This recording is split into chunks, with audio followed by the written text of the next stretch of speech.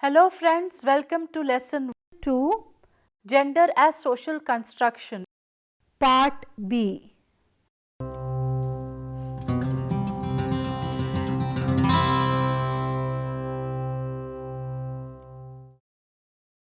Let us now discuss about gender identity, roles and expressions which support social construction of gender. Gender identity is defined as an individual's perception of oneself as male or female or third gender, and it also deals with how society views a particular gender. This concept is closely related to the concept of gender role that reflects gender identity. Sometimes gender is referred mistakenly only to women, although it deals with the distinctive social construction of both men and women. Basic difference between men and women is the principle of biological reproduction, in which this biological difference overshadows the other qualitative variations and achievements. Range of gender identities between and outside the categories of male and female exist. It is contrast to the static binary model. Biology, gender expression and gender identity intersect in a multi-dimensional array of possibilities. Sometimes gender identity is imposed on individuals by society. Gender identity is also self-identified as a result of combination of inherent and extrinsic or environmental factors. Like gender role, on the other hand, is manifested within society by observable factors such as behavior and appearance. The formation of gender identity is a multifaceted process that commences with conception, and it involves processes during gestation and even learning experiences after birth. In some societies, the traditional norms insist that everyone be classified either as a man or a woman. When the gender identity of an individual makes her a woman, although her genitals are male, she may experience what is known as dysphoria.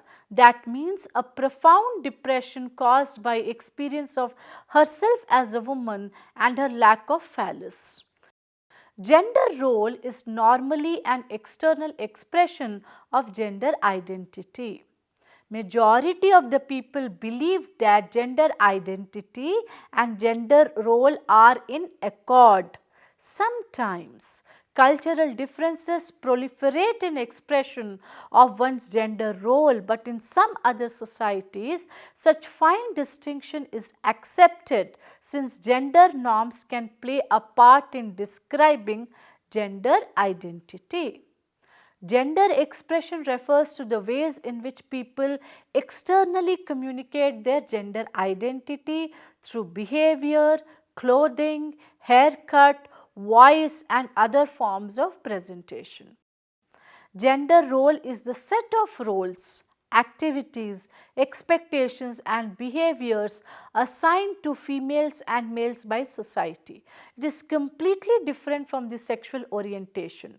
It refers to a person's sexual identity in relation to the gender to which they are attracted, the fact of being heterosexual, homosexual or bisexual. Talcott Parsons, an American sociologist, claimed that complementary gender roles between men and women promote the social integration of families and society as a whole. In other words, Parsons opined that gender forms a complementary set of roles that bond women and men into family units for carrying out various important tasks. Women take primary duty for managing the family and raising children, whereas men join the family to outside world through their participation in the labor force. Parsons argued that distinctive socialization teaches both men and women about their suitable gender identity and skills. Boys were taught to be involved in the labor forces and also to be rational, self-assured and competitive. Of course, this is debatable.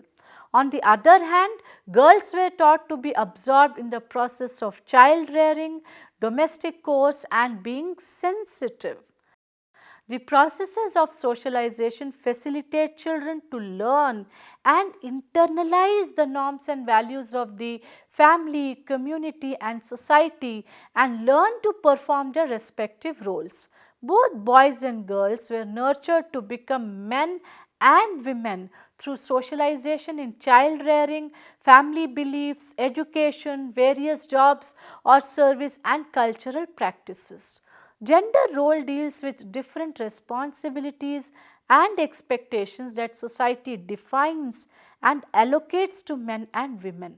These are not necessarily determined by biological makeup and therefore can change with time and in different situations. Leela Dubey, one of the pioneers in the field of gender studies, had discussed about the construction and consolidation of gender identity. She is of the view that in a patriarchal, patrilineal society like ours in India, gender roles start taking shape very early in life. Gender roles and identity formation leads to a stratified system where gender is placed in a hierarchical pattern. Most gender expression differences are attributed to differences in socialization rather than genetic and biological factors.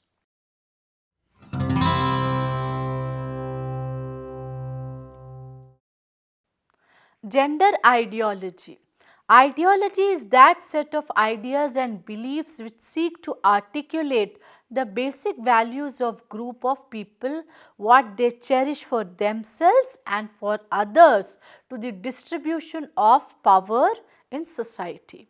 An ideology is not a systematic theory, although it has systematic properties and it often strives to be a theory.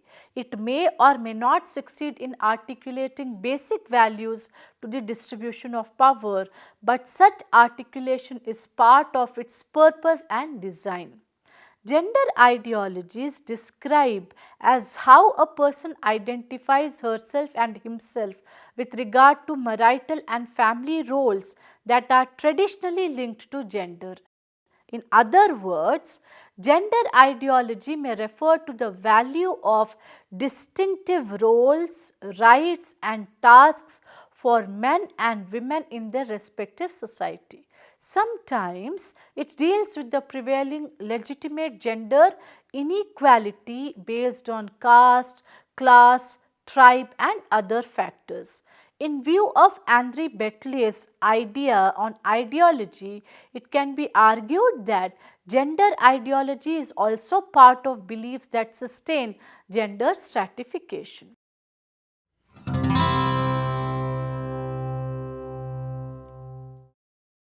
Gender stratification is also a very important component of gender as a social construct. It refers to men and women's unequal access to power, prestige and property on the basis of their sex. Through the process of socialization, individuals encompass gender into their personalities or gender identities and gender roles.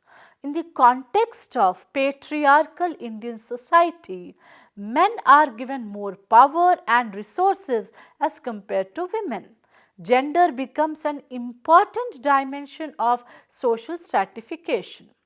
In matrilineal society, an individual belongs to one's mother's lineage and the children or offspring would inherit immovable or movable property and titles or surnames from the maternal lineage. Garo and Khasi tribes in Meghalaya, Muslim tribes of Kalpeni in Lakshadweep and Nayars of Kerala are matrilineal societies, although the Nayars have gradually transformed themselves into a patrilineal society at present. The general forms of stratification apart from gender are reflected in race, caste, class, ethnicity, etc. These forms and dimensions together interact to produce such situations where subjugation, oppression and subordination become key issues that need to be addressed. The concept of social justice, equality and peaceful coexistence is connected with different kinds of inequalities, prejudices and discriminations. The interaction of race and gender operate in a very subtle manner. For instance, black women not only suffer gender based discrimination but also race based discrimination. Class as a system contributes to the understanding and theorization of social inequality in societies. The intersection of gender with class has been existing for centuries. Gender is intertwined with every aspect of class, both material and non-material. One approach to the analysis of inequality is based on the concept of intersectionality, which is also known as intersectional discrimination. In this approach, it is assumed that economic and social inequalities are not solely a consequence of person's position within the production structure, that is a person's class position, but are also the result of other factors and categories such as gender, according to which people can be classified. The concept of intersectionality can therefore be used to gain an understanding of the processes by which class and gender taken together give rise to differentiated access to opportunities and resources. Caste is a continuous institution of Indian society. The significance of gender in understanding the caste system and the way caste invades on women's life cannot be ignored. Indian caste society is highly stratified and hierarchical. Caste and gender are highly correlated. Though women of the upper caste are entitled to certain privileges, they are yet not free from gender discrimination. It is important to note that even these privileges are granted to them only when they conform to the patriarchal order of society. Women of lower caste are most disadvantaged. They are victims of both gender discrimination as well as caste inequality.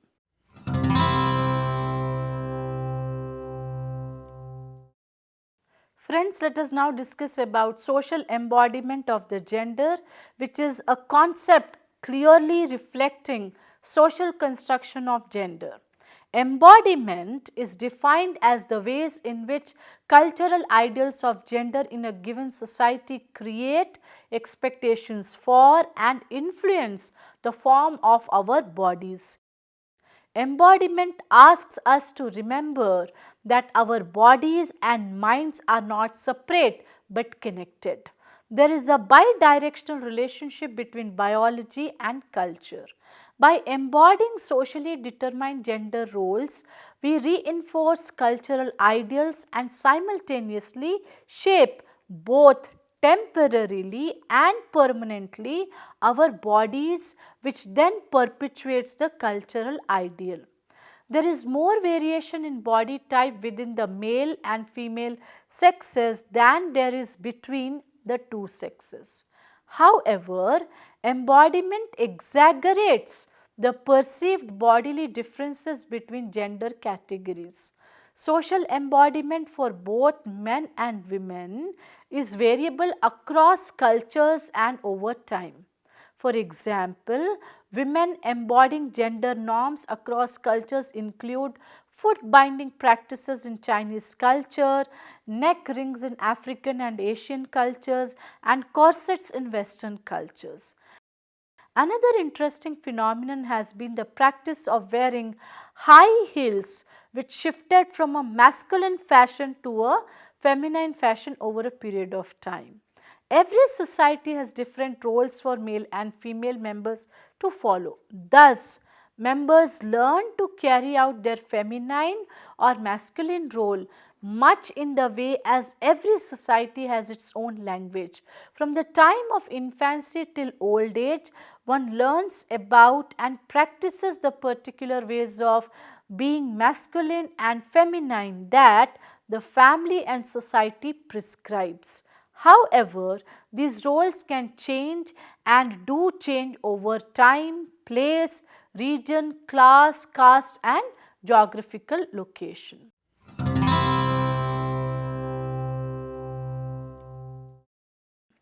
Gender and life courses. The concept of life course was first developed in sociology in 1960s.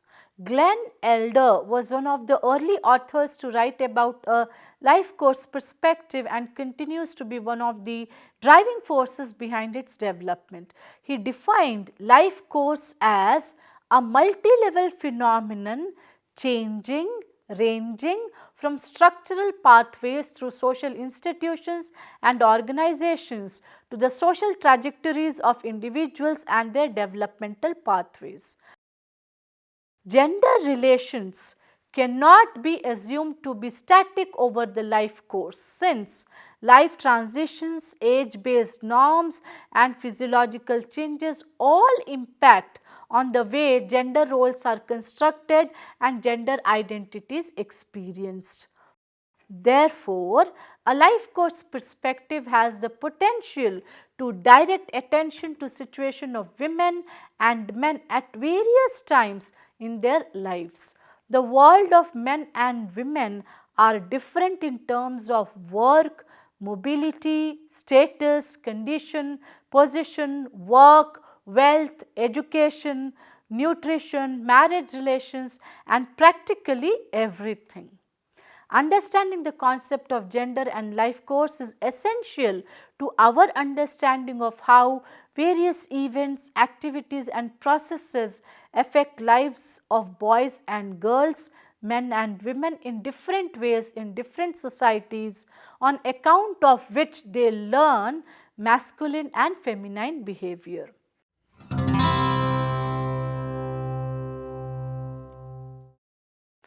Patriarchy is a very significant component of gender as a social construct. Patriarchy is inherent in social structure.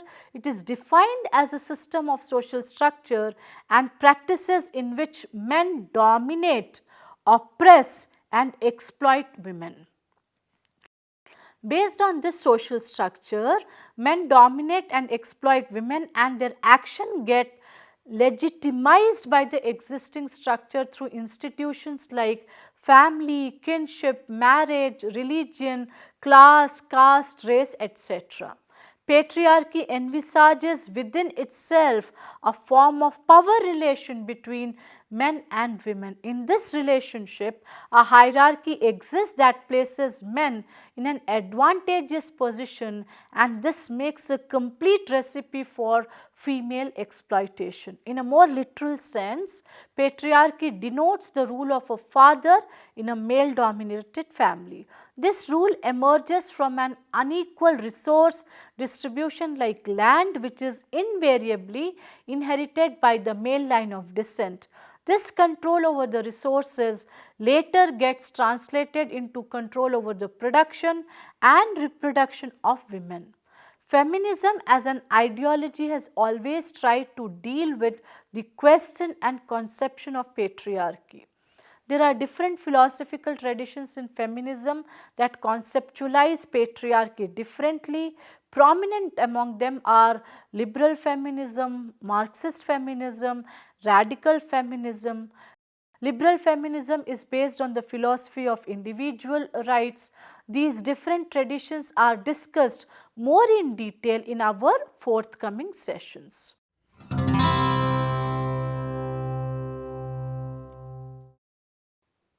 Friends, let us now summarize this lesson. Gender as a multifaceted concept can be understood only through the frame of social definitions. In this lesson, it has been emphasized that gender is a social construction. Gender identity, roles, expression, gender stratification is indeed socio-cultural in nature. Gender relations are shaped by social institutions. Patriarchy also shapes the social structure and gender as a concept. Thank you.